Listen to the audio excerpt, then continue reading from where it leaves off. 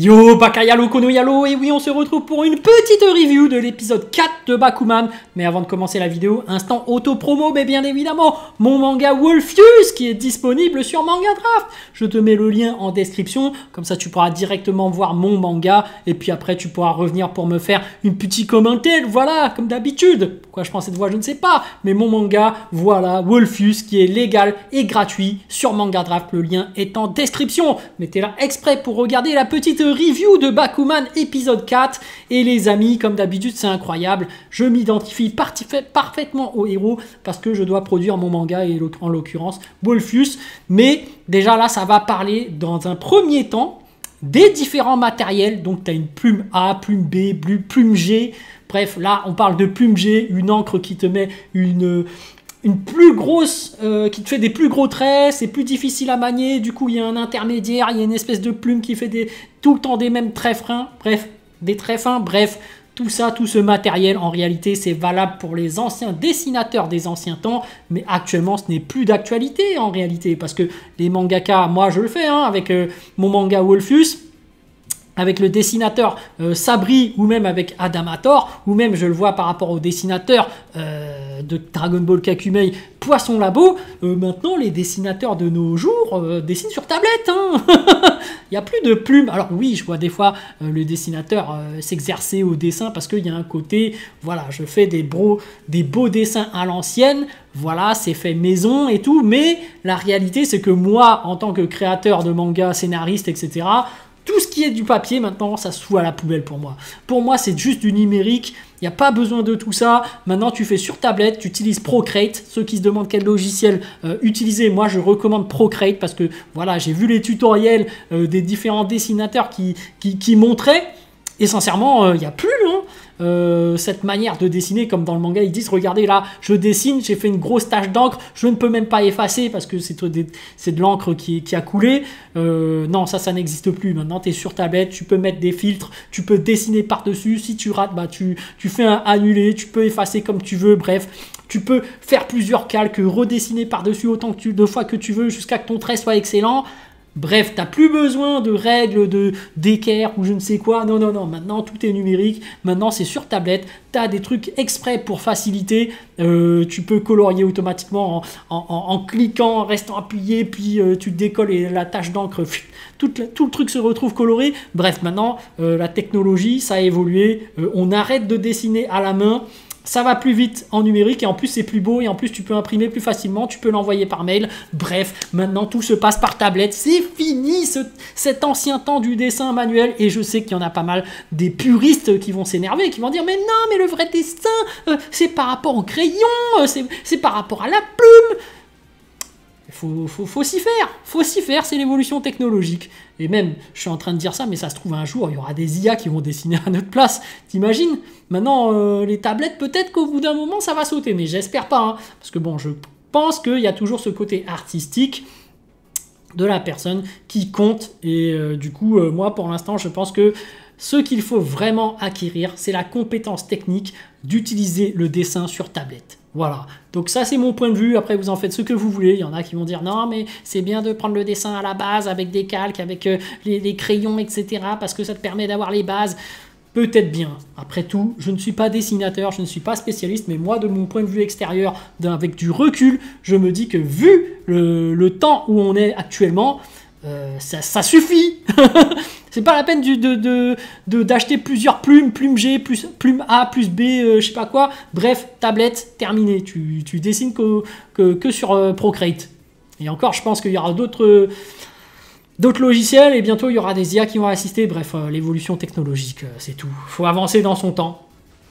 C'est tout. Bref, cet épisode va pas parler uniquement du dessin et des stylos plumes, hein, plume G, je sais pas quoi, non. Ça va te parler effectivement de sacrifice.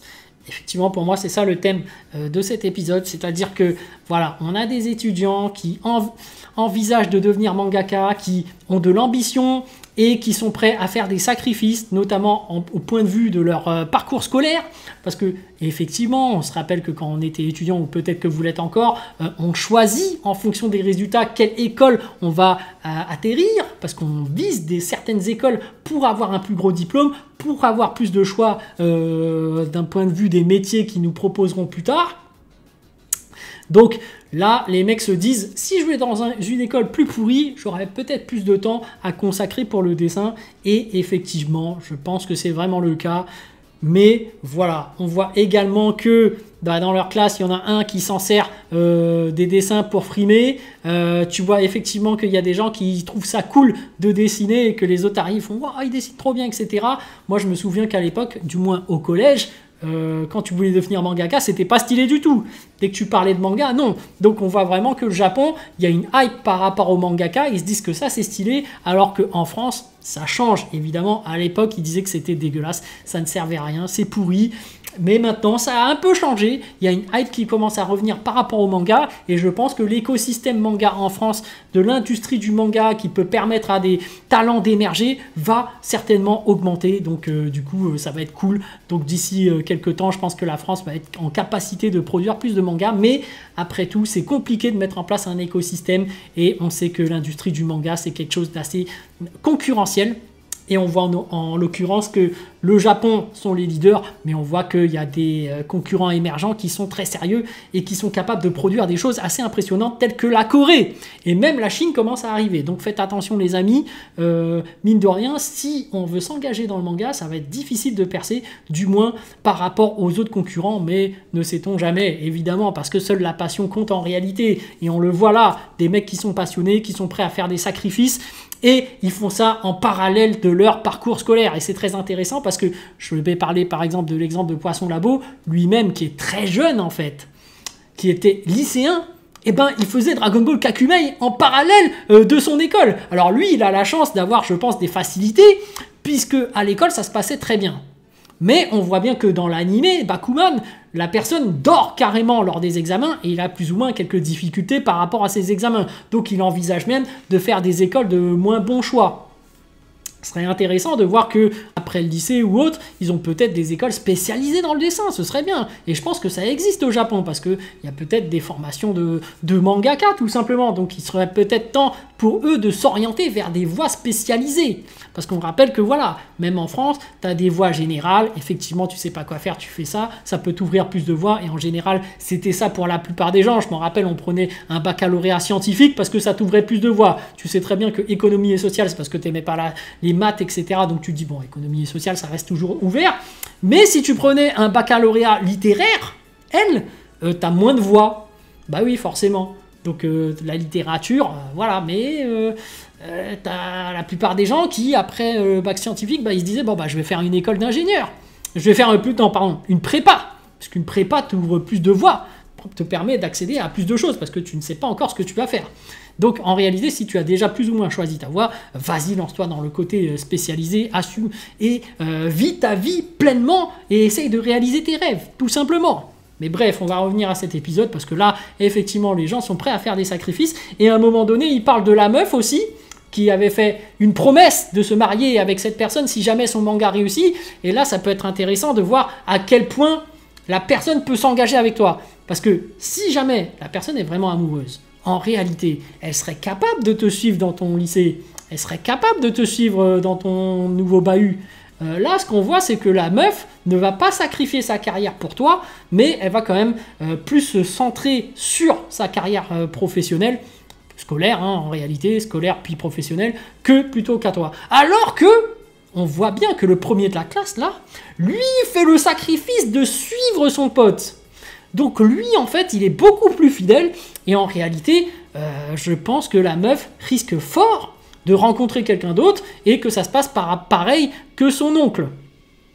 C'est peut-être ça qui va justement lui faire progresser dans le manga, hein, parce qu'attention, le fait d'échanger des mails, parce que là ils n'ont pas encore de mail, ils n'ont pas encore de courrier, ils n'ont pas encore échangé leur adresse, mais si jamais il l'obtient, peut-être que c'est le fait d'échanger des paroles qui va le faire progresser et de lui faire émerger un super manga par rapport à ses sentiments, mais peut-être que le coup de la rupture Parce qu'il y a des trucs comme ça, où la personne subit une rupture qui est très difficile, qui s'était vraiment engagé et qui ne perd espoir, mais dès qu'il est dans cet état, est capable de produire un autre type de manga plus sombre, mais qui donne encore plus envie au lecteur de le suivre, parce que tu as ce côté réel, authentique, de la souffrance, et tu peux parfois être attiré par ce genre de manga.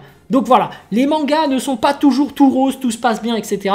Parfois, c'est bien qu'il y ait aussi un aspect sombre. Des fois, il y a un côté mélancolique. Enfin bref, tout dépend de l'état et des émotions de l'auteur. Et c'est super génial quand il le retransmet, parce que là, tu le ressens vraiment via le dessin. Du moins en théorie, parce qu'on sait très bien qu'il y a certains mangaka qui sont vraiment des génies et qui s'en foutent totalement, qui se disent non, non, j'ai pas envie de te transmettre de valeur particulière, mais qui font des masterclass. Donc voilà, d'un autre côté, tu as le côté don, et d'un autre côté, tu as le côté on doit faire des efforts. Et c'est intéressant parce qu'on a vraiment les 3 règles du mangaka pour percer dans le milieu. Intéressant aussi, c'est ce qu'a enseigné son oncle. En gros, tu dois être vaniteux, donc du coup, tu dois en réalité avoir confiance en soi. Donc c'est pour ça que très souvent, on te dit d'être arrogant, c'est ce qui te permet d'avancer et d'avoir des sursauts d'ego pour pouvoir continuer.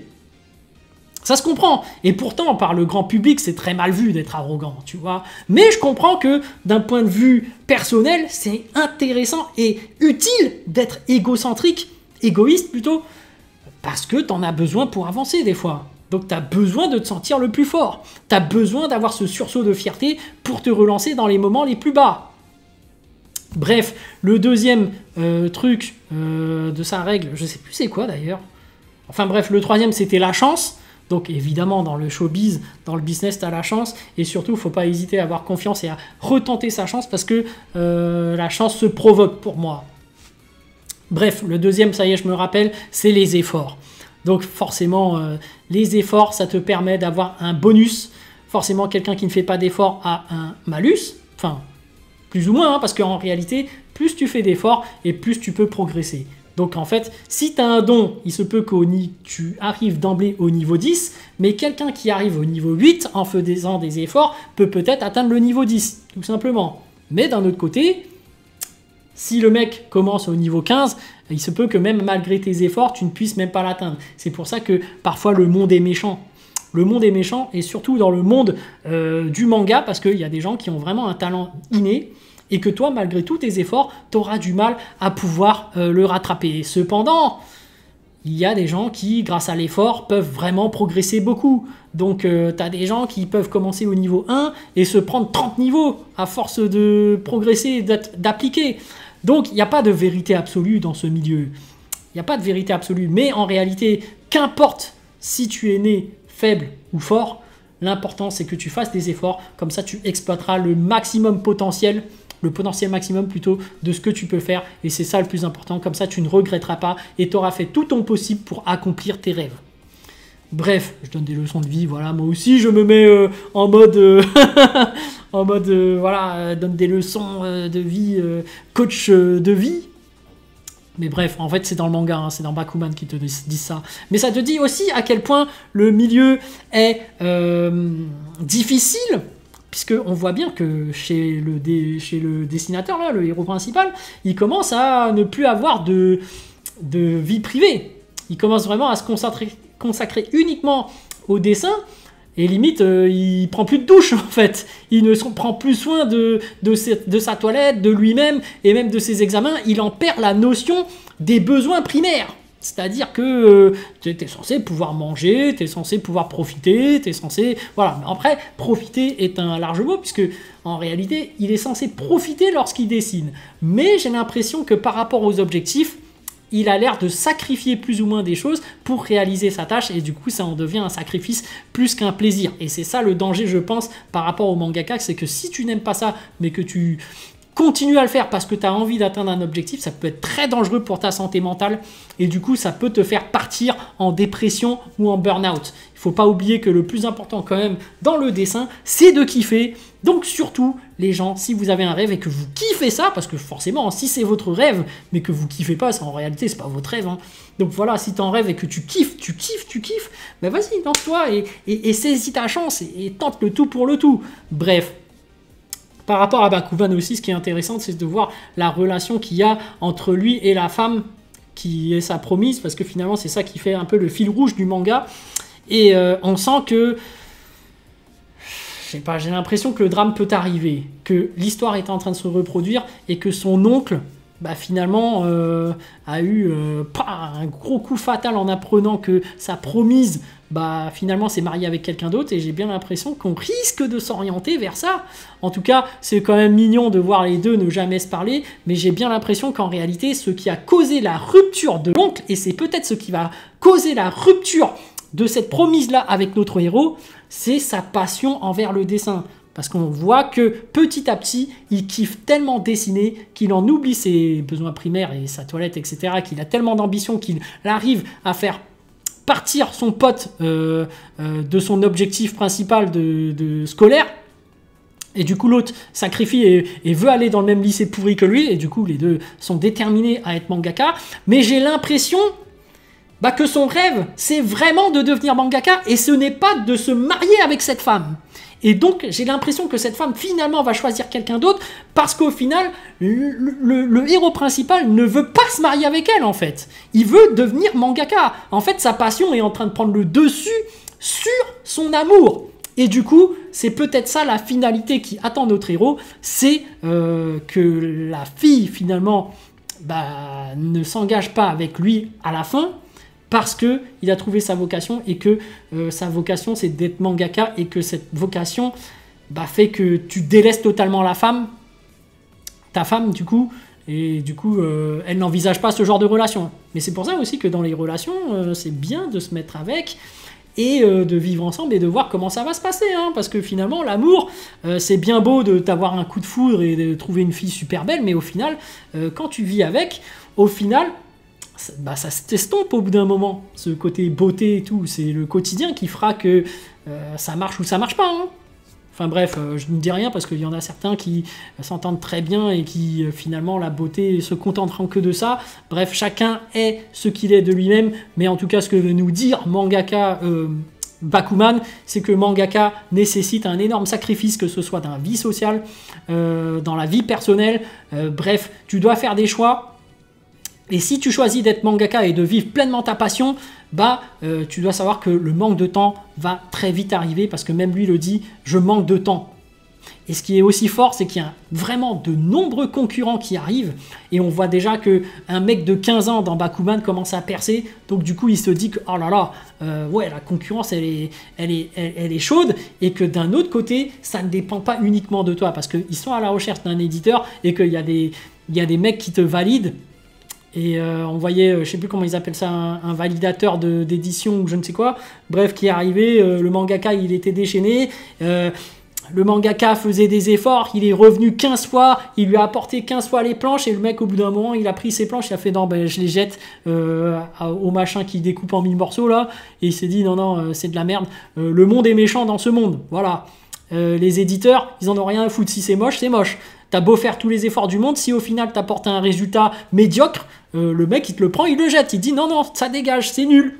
Et en réalité, c'est ça que même eux se rendent compte à la fin, c'est qu'ils remercient l'éditeur parce qu'il dit oui, c'était vraiment de la merde, je dois encore me perfectionner. Et c'est là que tu vois vraiment le sens de faire des efforts. C'est-à-dire qu'au moment où tu penses que t'es arrivé, en fait t'es encore très loin et tu dois encore faire tous des efforts pour pouvoir y arriver. Donc ouais, hein, on te dit que le milieu est très concurrentiel et que voilà, si tu ne fais pas d'efforts, que tu ne te surpasses pas, tu n'arriveras jamais, parce que le milieu, il y a vraiment des gens qui sont dotés d'un génie incroyable, et que il y a des gens tout comme toi qui ont fait énormément d'efforts alors qu'ils étaient des génies. Donc pour pouvoir percer, va falloir faire encore plus de sacrifices. Et je pense que c'est ça le thème, c'est vraiment le sacrifice du thème, c'est que pour pouvoir égaler les autres, pour pouvoir vivre de sa passion, faut faire un choix qui est assez radical, c'est de sacrifier certaines choses. Voilà, c'était ma petite review, j'espère que ça vous a plu. Allez, sur ce, je vous dis donc à plus dans le bus, ou plutôt à plus tard dans le car, ou plutôt à bientôt dans le bateau.